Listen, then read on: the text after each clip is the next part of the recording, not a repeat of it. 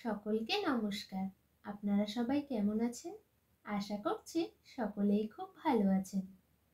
আজ আমাদের ন্যাড়া পোড়া, কাল আমাদের দোল, পূর্ণিমাতে চাঁদ উঠেছে বলো হরি বল। এই ছড়াটি শুনলেই মনে হয় আমাদের বহু প্রতীক্ষিত দোল চলে এসেছে। মনে পড়ে যায় ছোটবেলায় দোলের আগের দিন পালন করা ন্যাড়া পোড়ার কথা। বাঙালিদের কাছে এটি ন্যাড়াপোড়া নামে পরিচিত হলেও অন্যান্য জাতির কাছে হোলিকা দহন নামে পরিচিত। দোলের আগের রাতে সব জায়গায় এই হোলিকা দহন পালিত হয়। এই হোলিকা দহন বা ন্যাড়াপোড়ার পেছনে আধ্যাত্মিক ও পৌরাণিক গুরুত্বও রয়েছে। আজকের ভিডিওতে আপনাদের হোলিকা দহনের পৌরাণিক কাহিনী শোনাবো। চলুন তাহলে শুরু করা যাক। পৌরাণিক যুগে হিরণ্যকশিপু নামে এক রাক্ষস রাজা ছিলেন।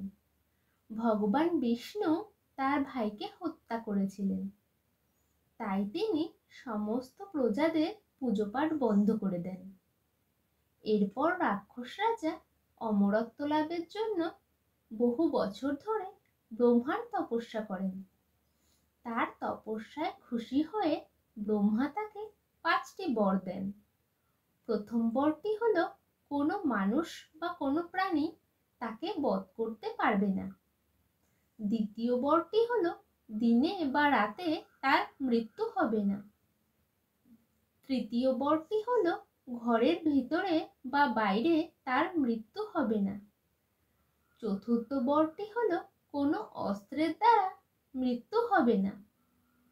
পঞ্চম বরটি হলো জল, স্থল ও শূন্যেও তার মৃত্যু হবে না।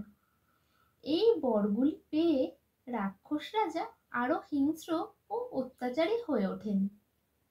রাক্ষস রাজার পুত্র প্রহ্লাদ ভগবান বিষ্ণুর ভক্ত ছিলেন। তার পিতা তাকে বারবার বারণ করার পরও তিনি বিষ্ণুর পূজা করতেন। প্রহ্লাদের এই আচরণে হিরণ্যকশিপু অত্যন্ত রেগে যান এবং তাকে হত্যা করার সিদ্ধান্ত নেন। এর জন্য রাক্ষস রাজা হিরণ্যকশিপু তার বোন হোলিকার সাহায্য নেন।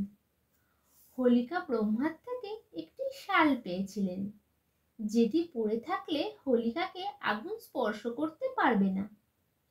তাই ঠিক হয় যে আগুনের মধ্যে হোলিকা প্রহ্লাদকে কোলে নিয়ে বসবেন। হোলিকার শাল থাকার কারণে তার কিছু হবে না, কিন্তু প্রহ্লাদ আগুনে পুড়ে ছাই হয়ে যাবে। আগুন জ্বালিয়ে দেওয়া হলে প্রহ্লাদ চোখ বন্ধ করে ভগবান বিষ্ণুর নাম জপ করতে থাকলো। তখনই হঠাৎ দৈব শক্তি সম্পন্ন এক দমকা হাওয়ায় হোলিকার গায়ের শাল প্রহ্লাদের গায়ে গিয়ে পড়ল। আগুনে পুড়ে ছাই হয়ে গেল হোলিকা। অপরদিকে প্রহ্লাদ সুরক্ষিত থাকলো। এর থেকেই শুরু হয় হোলিকা দহন। হোলিকা দহন হলো অশুভ শক্তির বিনাশ। জীবনের সমস্ত অশুভ শক্তি বিনাশের জন্য হোলির আগের দিন হোলিকা দহন হয়ে থাকে। আজকের ভিডিওটি কেমন লাগলো অবশ্যই কমেন্টে জানাবেন। লাইক, শেয়ার এবং সাবস্ক্রাইব করে পাশে থাকবেন। ধন্যবাদ।